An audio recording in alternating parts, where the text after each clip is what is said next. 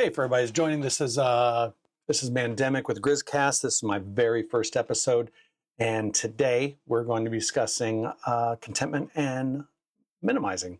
I will have an episode that deals directly with who I am, where I'm from, what I do.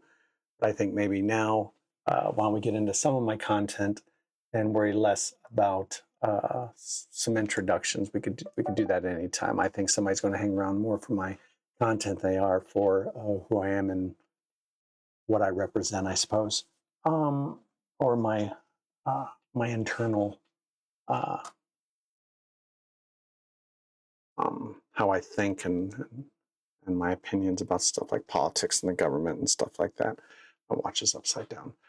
Peggy Cam is down there. She's walking around. I let her outside. The back door is open if she wants to go out, but having her pinned down so I can have her on camera all the time can sometimes be a little bit of a nightmare. It's morning over here in England.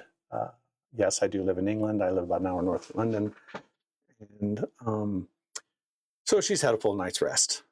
And so we're just, I decided I was going to start doing this. I decided a long time ago I was, but I wanted to kind of get it right in my head as well as right on the script. Yes, I do have a script. I'm going to follow it very loosely. It's more just an outline, a guide of how this discussion is going to go. So when and if you want to join me or you're watching this video afterwards, by all means, please subscribe or follow or whatever. And leave some comments. I'm more than happy for you to start chatting.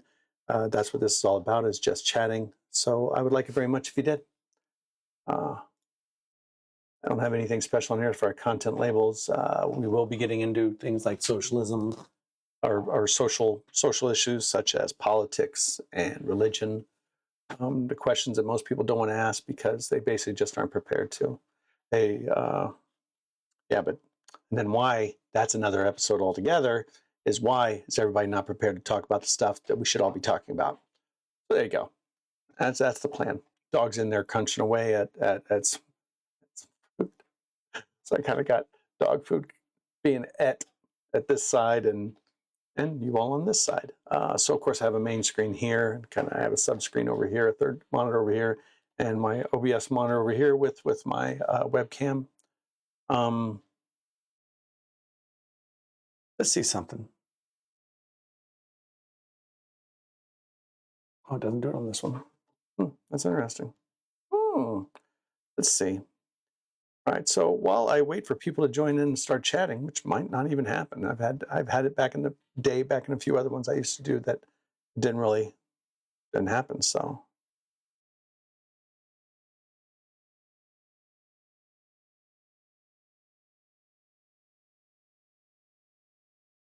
oh, that's right, mix it up. I wonder if I could do this off of Twitch. Yeah, let's do it that way.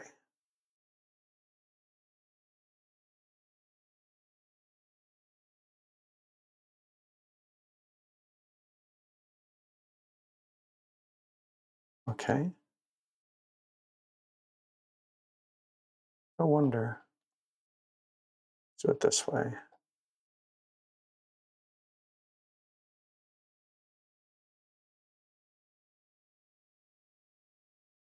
There we go. Now again, we'll do this when. There we go.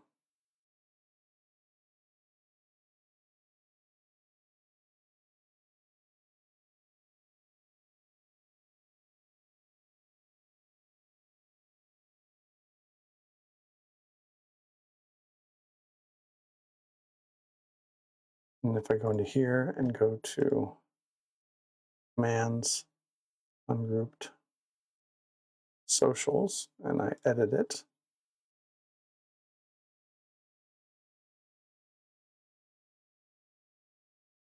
Wow. All right.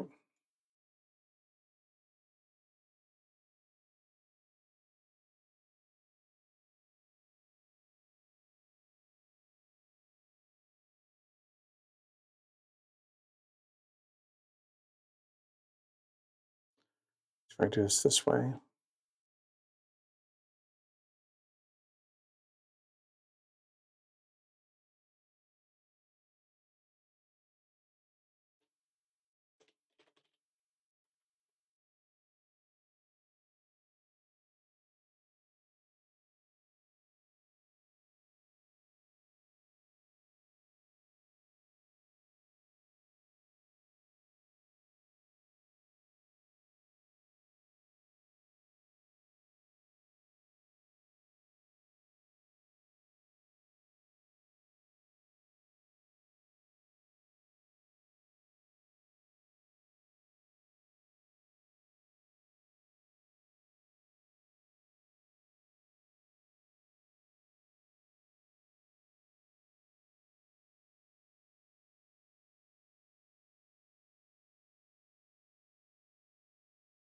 All right.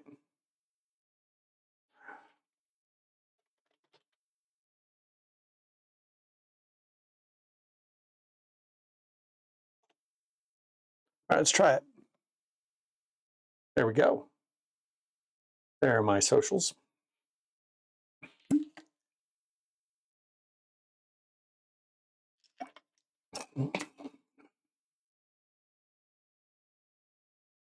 Wonder if I can do this on Mix It Up.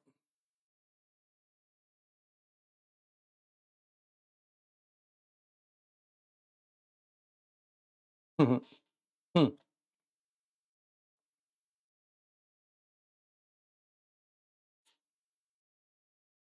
Look at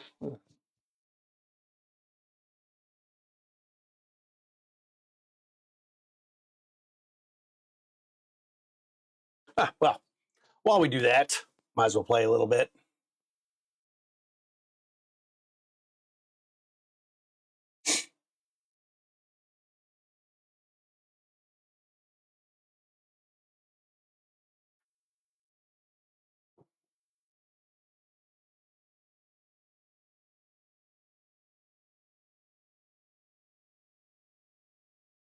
Watch her try to get up.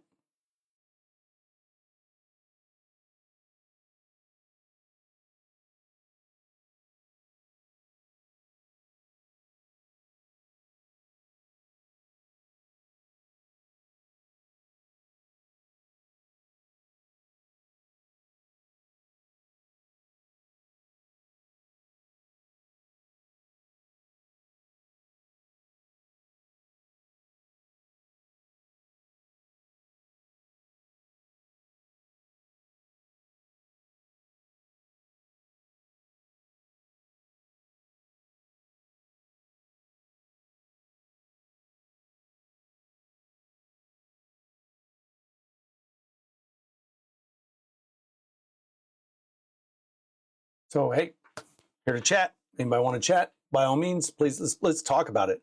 People might be curious. People might not want to talk about stuff, but you know, part of just chatting is engagement. It's not just about me spouting off about my nonsense. It's about interacting with you, getting feedback, finding out your opinions on what my opinions are, or what I find is facts, and a lot of people don't, or maybe don't want to accept. And well, how we deal with that? How do we live together in a society where we don't agree? Right now, it doesn't look like it's happening very well, does it? But that doesn't mean it's not possible. Obviously, the society isn't burning, so we're doing okay enough. We're not. I guess it's good enough at the moment. But by all means, let's discuss it, a little bit about myself. If you are watching, I am a retired U.S. Air Force.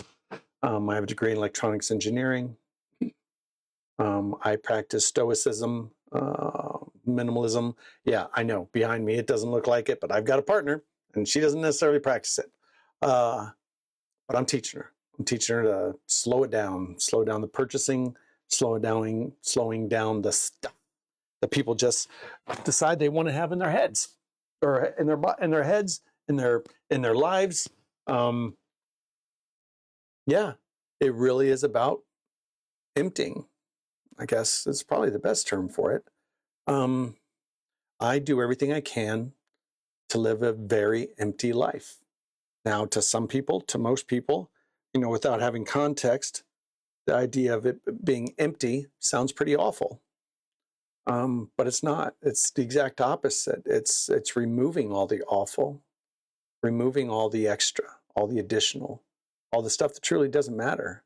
The stuff that we say entertains us, but only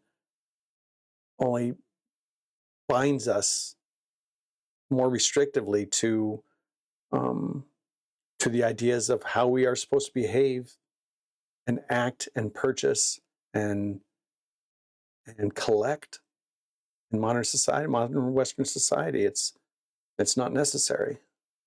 In fact, people like to rebel. They love rebelling. They love saying they're unique or they're different. Well, here's a fucking opportunity to do just that. Be somebody different. I've walked away from entire groups of friends. Just did it recently in the past year or so, because surprising enough, or almost opposite, but pretty much it's the same line, but it sounds opposite, is they weren't filling me with the right things. Now, let me tell you why that matters and why that correlates with minimalism. Is right now we are full of ideas, desires, requirements, mandates put on us on how we need to behave. You know, we need to have a job. We need to constantly. Why is that? Why is that? Is that focusing on my glasses? Sometimes it does that. It focuses on the reflection. There you go. We have mandates that we have to have a certain job. And in those jobs, we always have to move up and up and up and up. And we have to become better, greater, richer, stronger, more. Everything has to be more, more, more. Do something as simple as you watch these weightlifting videos on YouTube. And they're talking about gains and gains and gains. But sooner or later, the human body won't. What happens after a certain amount of time is the human body just starts breaking down. It starts resisting by just being destroyed. And that happens in all aspects of our lives. How high up does a person have to go before they consider themselves worthwhile? Considers themselves a success? You know, what happens if you don't get that promotion? Did you fail? No. You just didn't get the promotion. What happens if you never get a promotion? Are you a failure? No, because they're sure as happy to keep you where you're at, and where you're at is successful, so you're a success. But that's not how it goes in modern society, does it? No, modern society, we got to keep building up, got to keep getting promoted, got to buy the better car, got to buy the bigger house, got to buy the better clothes. There's always this goal to reach the next level. I mean, hell, we've been gaming for centuries. This is just one of the games. But that's not how it should be. I mean, let's take humans on a grander scale. Let's look at them from a global point of view. You know, they say we should have births, and people are saying, yeah, young men should be married to young women, and they should have successful careers, and they should have 2-3 kids, and the birth rate is dropping, and people fear the birth rate dropping. I fucking laud it. I applaud the dropping of the birth rate, because how many humans we have on this planet before our system starts breaking down, before our bodies, the human body, the human as a whole, humanity as a whole, before it starts crumbling because we put too much force on it. We've worked it too hard. You know, you got to think about things like this. Somebody saying, yeah, our birth rate's dropping. Fucking fantastic.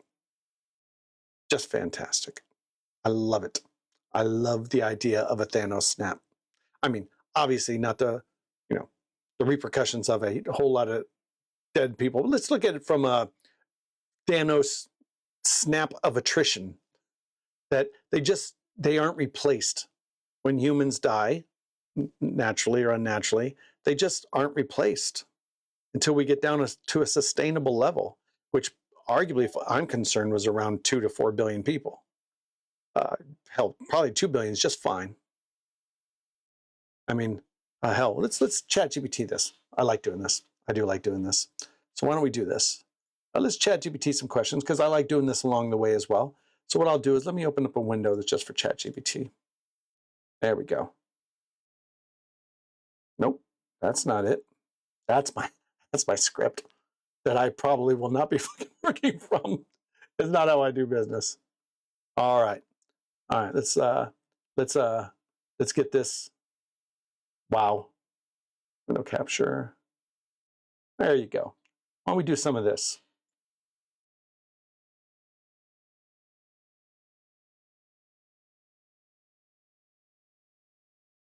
There we go. All right. Why don't we ask it? Why don't we ask it this? What was the population of the planet during World War II? And the reason why we're asking this is we had an entire global war. People were dying, people were killing, we had technology. We had arguably everything modern society provides, except maybe personal computers. 2.3 billion people. Seriously, I don't even have to guess anymore. I just state whatever's in my head, and it fucking come true. 2.5 billion people. In the past 70 years, we've over tripled that. Tripled in 70 years. Tripled. Now, are you telling me we have a growth rate problem? I'd say we do. Just going in the opposite direction. So what do we do about that?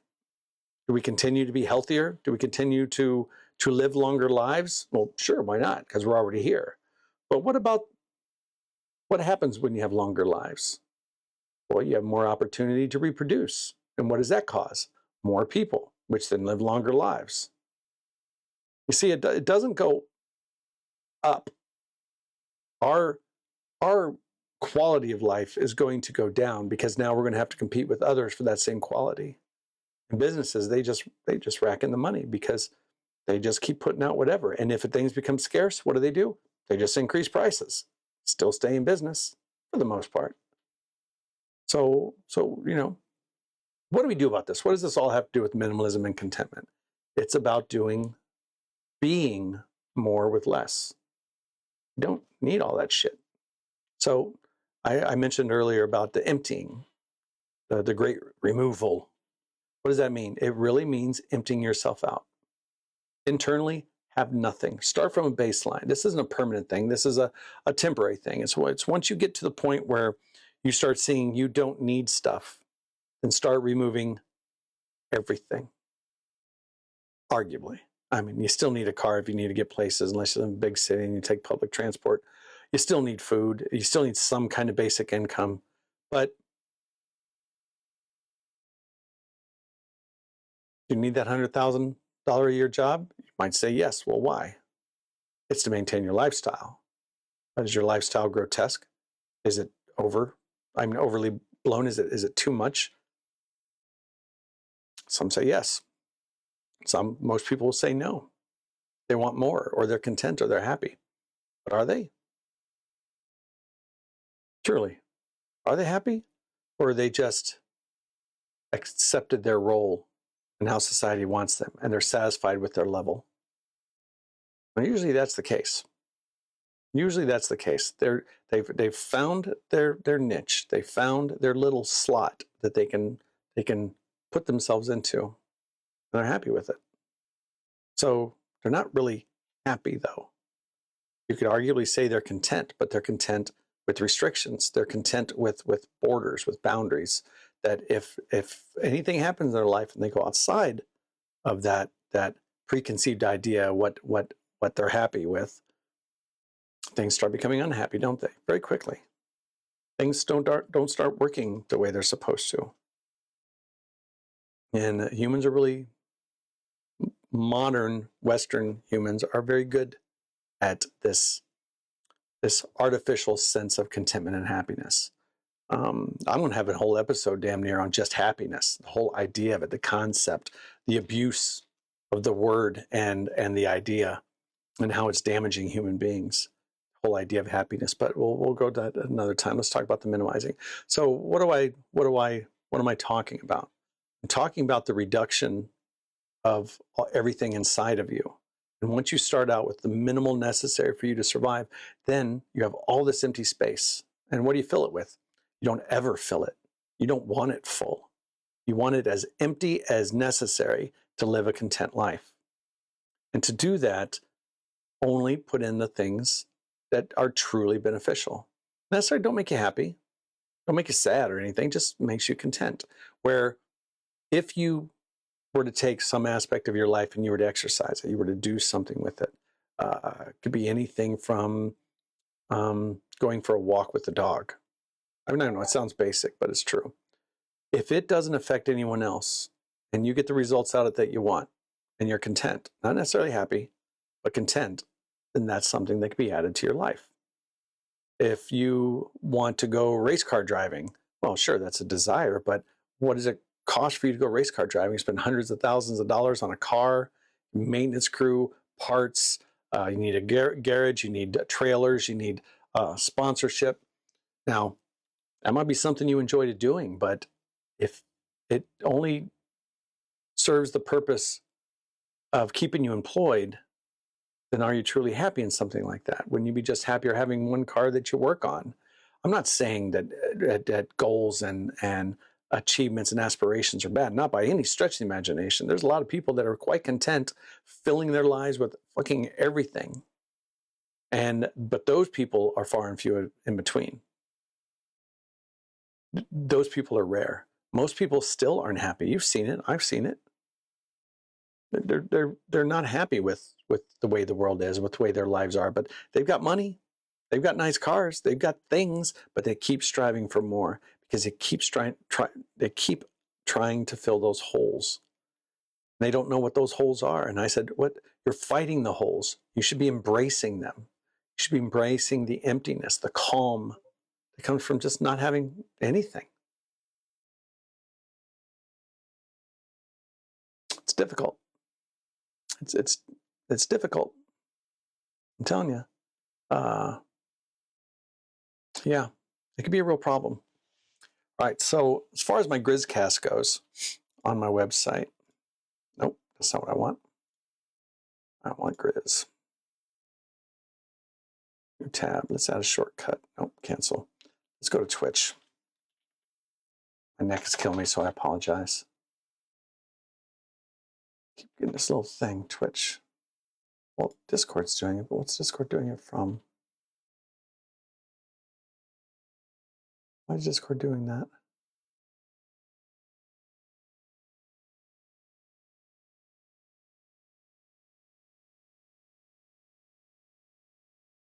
Interesting. Huh, okay. Let's go to Twitch. I got Mandemic. Let's go to my channel. I'm going to add that back in here.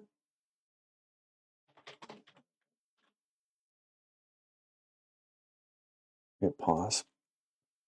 Yeah, so right now, what I'm looking at is just starting my channel up. I have the other one, Mandemic_plays. So if you like video games, go to Mandemic_plays. And MANDEMIKC_plays. And that's where you find me.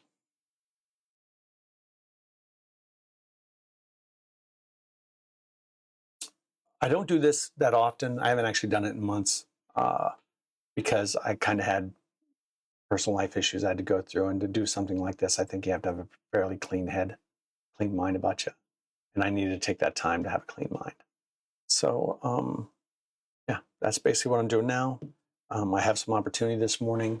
The miss is out for a couple hours, and I felt like it was time for me to get back into the just chatting and talking about things I like to talk about, you know, religion, politics, stoicism, philosophy, how to live a better life, how to live a simpler life. But, you know, some people call me poor. I say, well, define poor. You know, their definition of it is far different than mine. I'll guarantee you on that one. It's important that we find out about ourselves individually. I have to find out about myself. I mean, I always say, how do I know where I'm going if I don't know where I'm at? And how do I know what to do if I don't know who I am? So you can have a direction, but you can't have, you're never going to get to where you want to go unless you know where you're at the moment, any given moment. But the hardest position to lock down is the very start. What kind of person are you? People don't like to self-analyze. They prefer not to. Now they think they do in their head all the time, analyzing how they behave. But they're not really doing anything about it. They're not asking themselves the hard questions. They're not facing the hard facts, are they? Not really.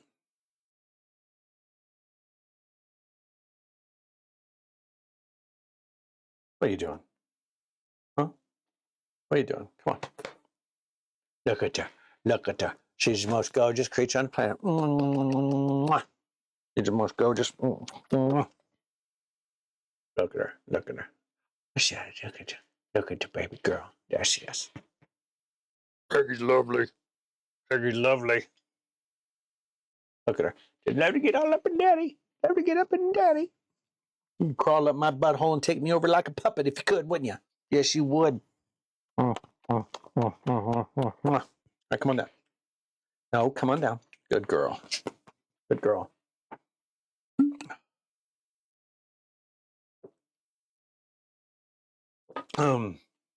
What we can do, if you want, while we're doing this, we can do comments. This might actually be a good idea to keep everybody entertained. Why don't we go to YouTube and look up some comments or some videos about contentment and minimizing your life?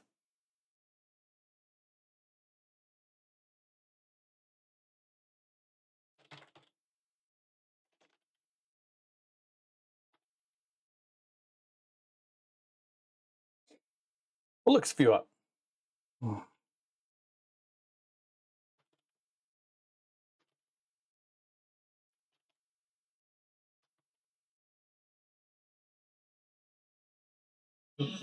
right. Now, I've never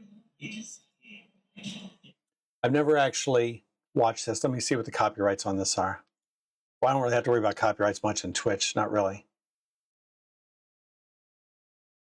Okay, how do I check a video for copyright?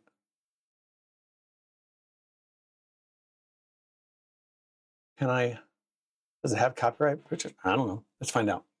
So for this window, let's capture the problem with minimalism.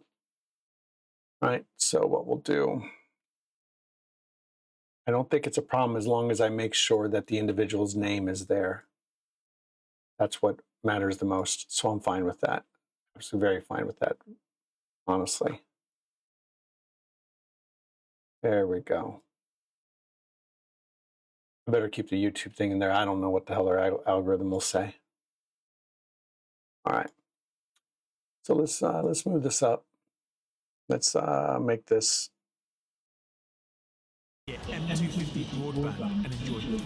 Minimalism was a huge lifestyle movement that took the internet and the world by storm, infiltrating news feeds with this distinct simplicity. But today the trend is categorically in decline, and even the pillars of the movement have acknowledged that its peak has come and gone. So what happened? Friends, okay, if I have to give an initial thing on this, I'll bet you the true answer is just trends. We're a goldfish society. We're a microwave generation. We want things hot, fast, and now, and then we move on. And we've already consumed. Now it's time to move on to the next big bad thing. We need this constant, we're literally addicts, and we need this constant feed of new to keep our happiness, our serotonins up, to keep us engaged. You know, we can't just take one thing and live with that one thing. This one thing might be with us, but it just collects, it clutters. It's just part of our life now, on to the next thing, on to the next thing. We have this pile of shit that you don't really analyze. You don't go through. And I'm talking about what's in your head. I'm not just talking about what's physically in front of you. And we don't go through it. We don't analyze what's important to us or not. Everything's important until we've consumed it, and then it's no longer important to us. Okay, minimalism has been around a lot longer than this. It says 2 years ago, so maybe the past 5 or 10 years. Minimalism has been around for literally since the beginning of time. Maybe it was forced on us. Maybe it was something that we forced on ourselves. Maybe it's something we voluntarily walked into. But minimalism isn't a modern ideal. It isn't a modern concept. It isn't something some fucking Gen X person made. It's a part of humanity. It's a part of what we are. It's emblazoned in our DNA. It is part of it. I'm not saying it's the whole thing. I'm not even saying it's a big thing. Obviously, it's a small thing, but it's there. And there's reasons for it. Because when people find their peace and their calm, everybody strives for that. Once they feel it, once they know what it is they're looking for, once they got it. Let me do something here. I'm going to close my blinds because it's flashing in my sunglasses, and I'm sure that's distracting. Stay. I don't want to close my blinds because I like the sunlight, but I'm only going to be on this for a couple hours, so I don't mind vampiring it up. All right, let's go through this, the problem with minimalism. Now, what I want to do with this is I want to either, I'll promote the ideas that I promote, that I agree with, and I will counter the ideas that I don't agree with. Now, believe it or not, minimalism was not a concept born in the vacuum of YouTube. The term minimalism originated in the art world in the 1950s as a way to blend beauty with utilitarianism. Writers, painters, and architects moved away from metaphors, abstract impressionism. Now, it's the modern idea of stifling minimalism, confines of not fine art, its true and started form. focusing on It's a sleek designs, bastardization of the idea of less is more. Do you hear kind of the theme that A modern we're getting labeling, to if here? you will. Because basically what we just described is what a minimalist apartment looked like in 2015. Essentially, minimalism was all about removing excess and focusing on the simple everyday aspects of art. And that same mentality resonated deeply with a society that was exhausted by the endless accumulation of stuff that had become the norm for consumers in 2010. Just said that. I've never watched this video. Lifestyle movement in the 1980s, but it didn't gain mainstream popularity until the 2010s, when everyone and their mom had a YouTube channel, including myself. That's right, me, Levi Hildebrand, was on the minimalist bandwagon, just like hundreds of other YouTubers. I made the minimalist wardrobe video, the minimalist travel video, the minimalist Christmas gift guide video. Oh yeah, I was deep into it. And while it is a bit embarrassing how clickbaity the trend became, I still actually live by a lot of those same principles, and we're going to get into that later on. Basically, so once you know, it's you know. 2015, and by this point, the YouTube world has been reeling with this new phenomenon. And in the chaos, it seemed to get bundled into two basic categories: how much stuff you had, and specifically what stuff, and how you live your life. Now, of course, we can't make a video on this subject without mentioning the minimalism daddy, Matt D'Avella. But so you don't get the echo from my mic. It looked like it was coming through my mic as well. New minimalism thing, and there he you was go. actually friends That's with much both better. of them. Joshua Fields Milburn and Ryan Nicodemus literally called themselves the Minimalists. Joshua and Ryan are both former tech industry six-figure earners who realized that even though they accomplished the American dream, they weren't happy. They were in debt, abused drugs and alcohol, and their personal lives were in shambles. So they left it all behind and started over by purging almost all of their stuff. From there, they wrote a book, they started a blog, they toured the country, and they made a Netflix documentary about the minimalist lifestyle, which was directed by Matt D'Avella.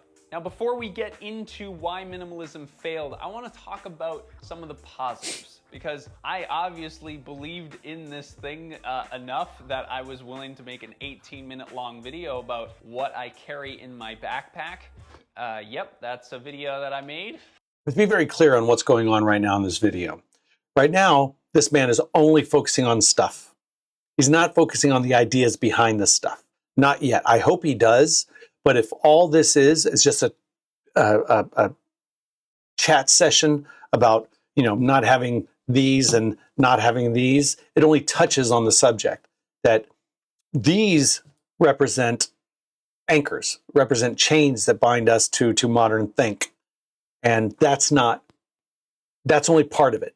If you can understand that, that's almost the beginning, is understanding that everything you own, everything you have is a link, is a chain, a binding, if you will, mental contract with society that you are required to do this. I've had this water bottle.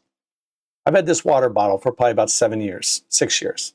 Love this thing. BPA free, whether it is or not. Hey, I like the idea. I feel good about myself. I got BPA free.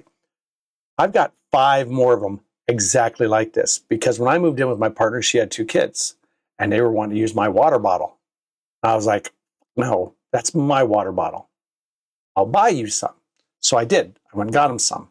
I have 2 sitting in the closet I haven't even opened yet as backups. We're only using 4 of them because those kids like to fucking hide shit and lose shit. So I have to have my stuff. So is this a link, a connection, a chain to modern consumerism? Absolutely. 100%. I won't even deny it.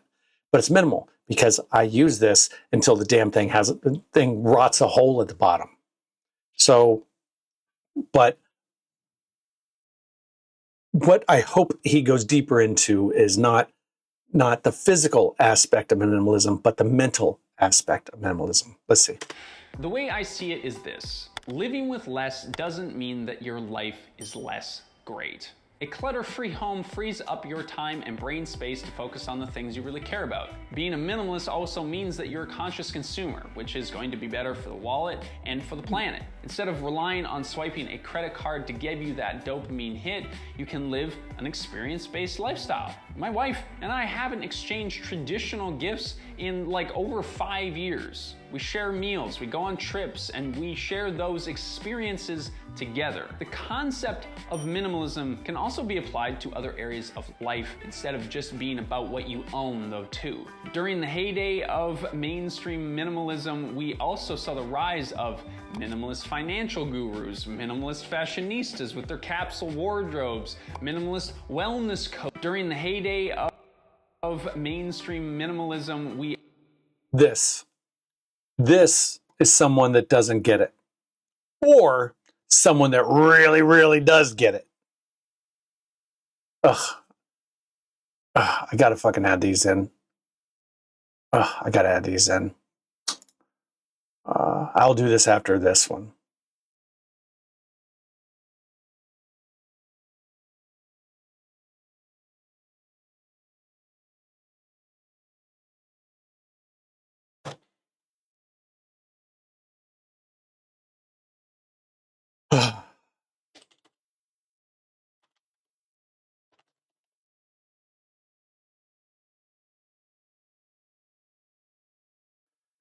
So I'll add these, and I totally forgot to add all this block stuff when I created this account. Yeah, this person is sitting on the floor, no mats, no towels, no anything, just himself in a bowl. The idea of minimalism isn't literally live nothing. That's not minimalism. It's living at the most minimal life that still provides you contentment and happiness. Now, I said that this guy either doesn't get it or he does. It is very possible this guy likes to do this.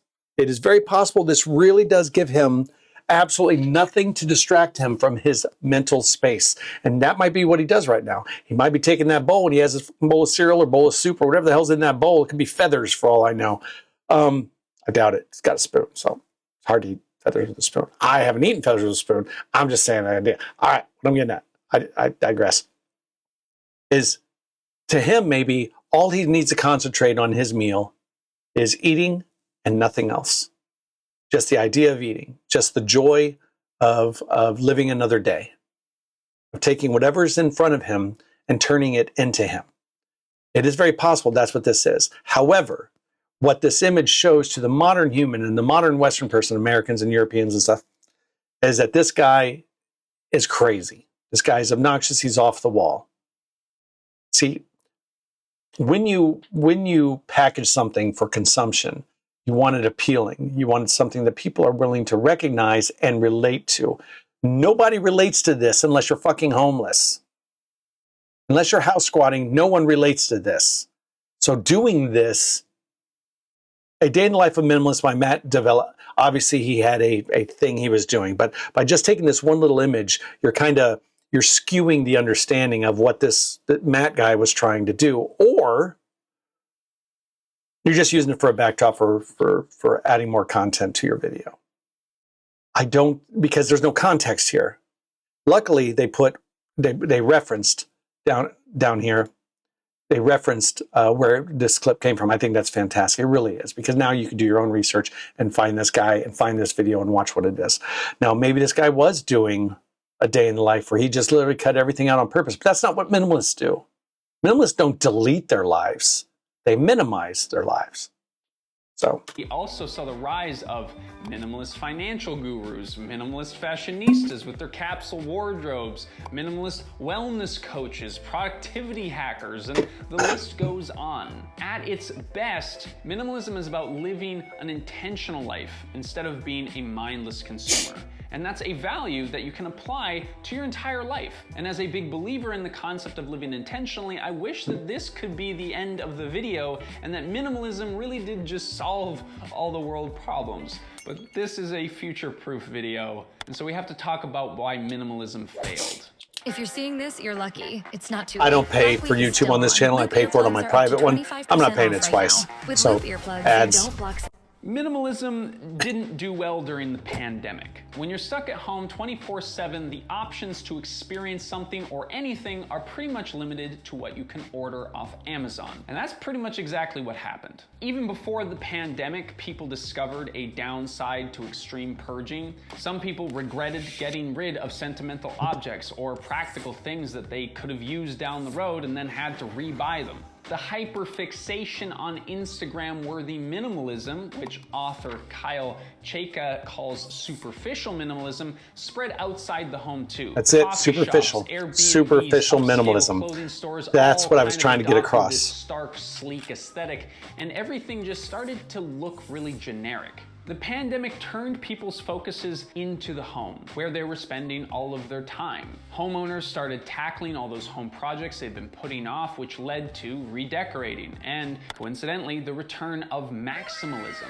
Instead of having nothing on their walls, people filled their walls with quirky, mismatched artwork that showcased their personality. Emphasis on colors and textures and unique knickknacks is a huge part of this style.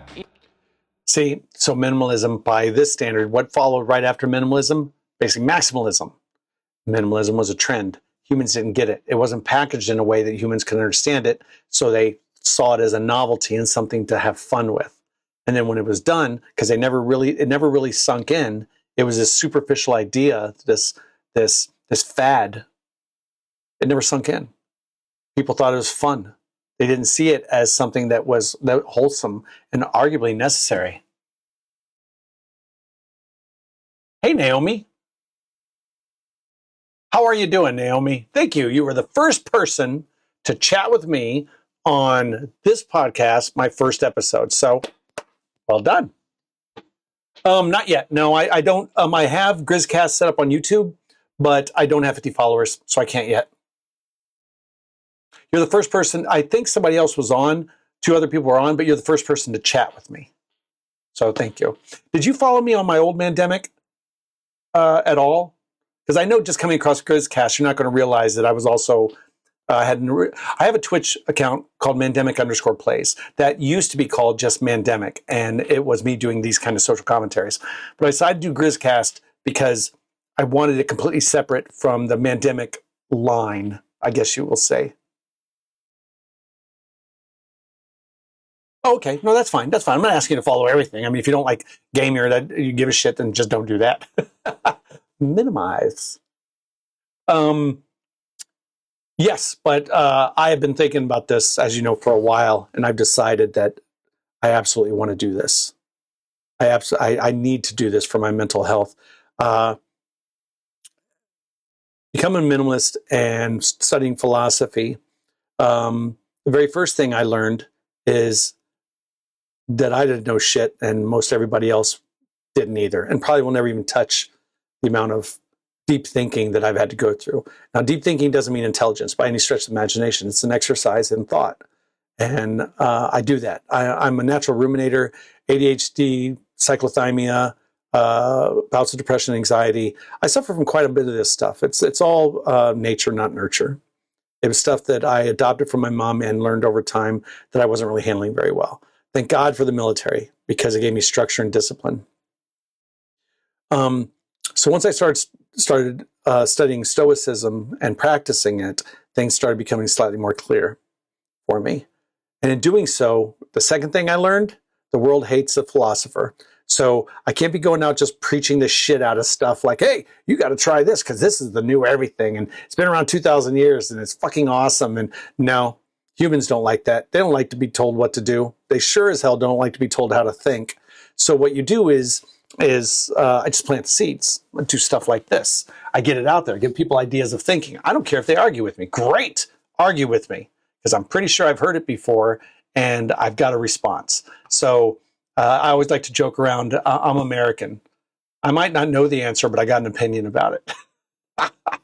So this is what I like to do. And the first thing I think that we should all understand is our desire for more. A desire to fill our inside space by filling our outside space. And to me, I've now come to the understanding and realization that it never works.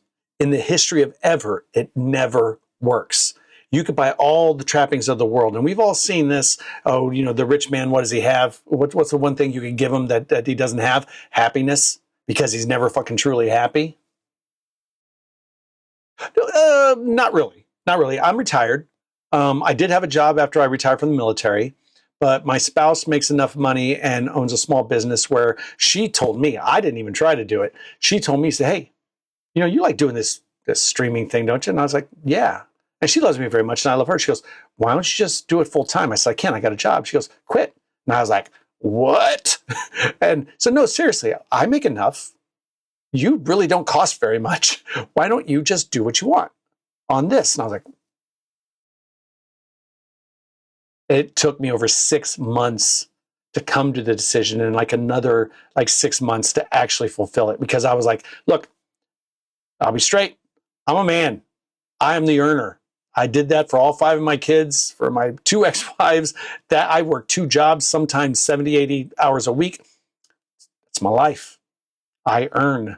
Whether or not I pay for everything, that's not the same thing. I love when a woman earns. Man, I love having extra money in the house. But mind being equal. Go get a goddamn job. But it's what she was offering me. And I was like, I've worked since I was 16 years old, and I'm 52 now. This started when I was 50, 51. It was a huge decision, man.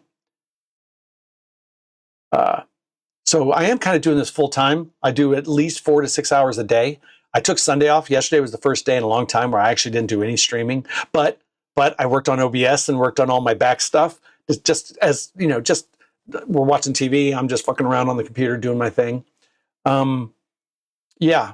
But as far as thinking and philosophy and analyzing the human nature and how we are on the inside and how we are on the outside, how we feel, but how we portray ourselves, it's it's interesting, and I like it a lot. I'll sit there and watch 2 hours of just YouTube stuff about philosophy and everything from dieting to consumerism, documentaries. I cannot fill my brain up enough with this stuff. And I've been doing this for years and years, so I know this is part of who I am. It's not just a trend. What's difficult for me sometimes is getting the motivation to want to do a video or a stream, because I feel like I'm not prepared or I don't have enough. But I know with just chatting, it's as much impromptu as anything, isn't it? Put a few things out there, get people like yourselves on, and let's talk about it. And that's kind of what I want. I don't want to create something so structured that I just regurgitate shit I've written down, and you're like, oh, okay, click, what's next? Because, you know, I'm methodical, and that's really not how I want it. I want this to be impromptu. I want this to be spontaneous. So I do appreciate you coming on. And that was a big, huge freaking soapbox, wasn't it? So why don't we get back onto this video? And if you don't already know, it's about minimalism. He was a YouTube influencer that did minimalism back in the day, and he's out of it. And now he's talking about the trend and why minimalism failed. I'll back up just slightly, but not too much. There you go. And textures and unique knickknacks is a huge part of this style. In the home design world, the message was clear. Maximalism was back, which meant that minimalism was out. But as we have said, minimalism is not just about the way that you decorate. See, that isn't minimalism. That is style. That is putting lipstick on a pig, if you will, or vice versa, putting a pig into some lips. I don't fucking know. This is saying I'm a minimalist because you want. To me, this is the idea of what it means to be minimalist. This isn't being minimalist. What you see in front of you, this picture, how much do you think that sofa and that chair cost?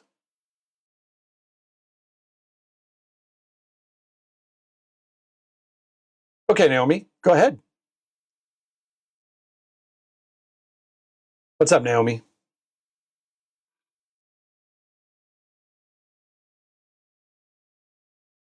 I'd pay $20 for it. Not much else. No, you're talking probably to decorate this whole thing takes a shit ton of money. The way this is decorated now takes a lot of money. Hey, Horseman.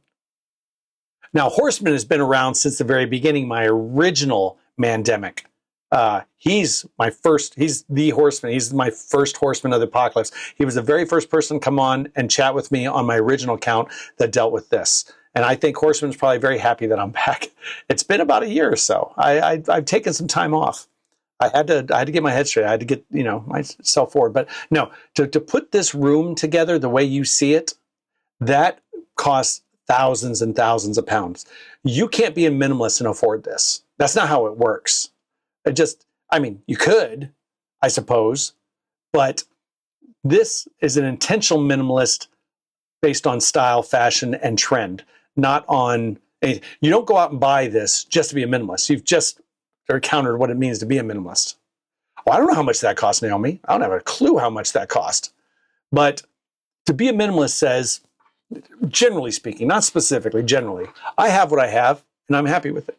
I don't need anything else. This piano behind me, that cost me 250 pounds. It's an electric piano. I use it for my son who's now taking piano. He started when he was about 6 and he's been doing it since he's 14, doing about 8 years.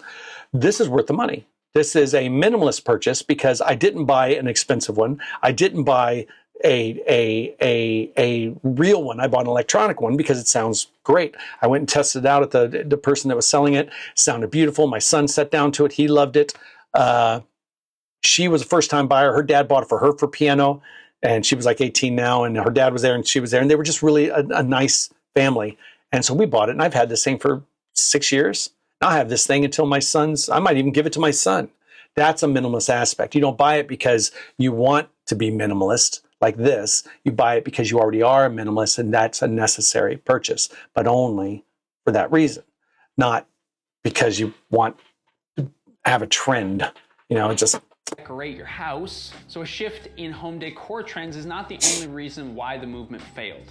The lifestyle was marketed to a very upper middle class demographic. Minimalism made a ton of sense for privileged folks who had the time to optimize their lives. Which is funny because minimalist is a poor person's ideal. It's a poor person's philosophy. It adapts better to poor people than it does to rich people. Rich people pay money to be a minimalist. It doesn't make fucking sense. Poor people already don't have anything. But it doesn't. It didn't work because it was sold to the wrong people. The people that need minimalism most are the ones that have the least because they're closest to understanding that emptiness, to becoming empty and filling it with only the good things. The people that can be uplifted the greatest are the ones that have the least. The people that are on top there paying all this fucking money because they're already privileged, for whether it's through their own design or otherwise. This would work for them, but it didn't because it was a fad. It was something that they wanted to do because it was hip, not because it was something that minimalism is rooted. True minimalism is rooted in the emptiness of your insides by the emptiness of your outsides. None of these rich people did. They didn't give up their jobs, their expensive fucking cars. Everything else wasn't minimalist. I'll guarantee on that. But their closets were stuffed. I bet the inside of their cupboards were full of half-eaten peanut butter jars. That kind of bullshit. But everything on the outside, everything outside of the cupboards, outside of the closed doors, looked like they were being all zen and shit. They weren't, because it was just a trend. They weren't really delving